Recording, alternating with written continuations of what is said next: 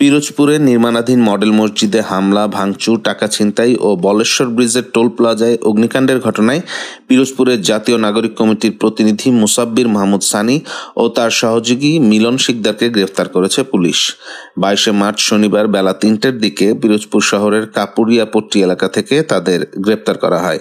মুসাব্বির মাহমুদ সানি পিরোজপুর বৈষম্য বিরোধী ছাত্র আন্দোলনের সমন্বয়ক ও জাতীয় নাগরিক কমিটির প্রতিনিধি হিসেবে পরিচিত, তবে তার বিরুদ্ধে একাধিক অপরাধের অভিযোগ রয়েছে।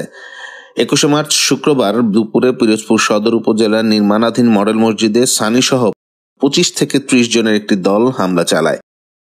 তারা মসজিদ প্রাঙ্গণে ভাঙচুর করে এবং প্রজেক্টের তহবিল থেকে টাকা ছিনতাই করে বলে অভিযোগ ওঠে।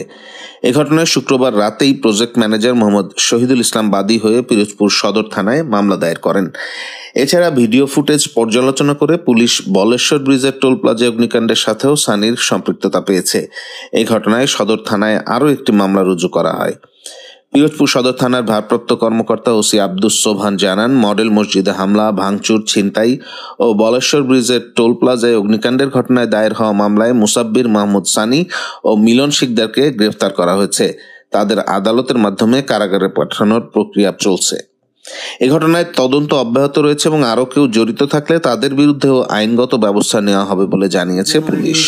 ছড়ানো ছিটানো অবস্থায় ছিল, তো এর ভিতরে আমাদের দুইটা হামার ছিল সামনে, তারপরে ওই যে আমাদের রাজমিস্ত্রির লোক ছিল, এদের কুড়াল ছিল।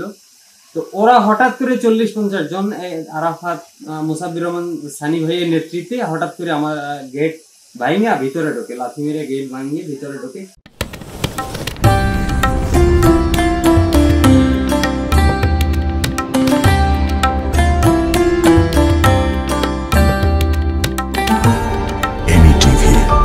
স্বাধীন বাংলার স্বাধীন কণ্ঠ।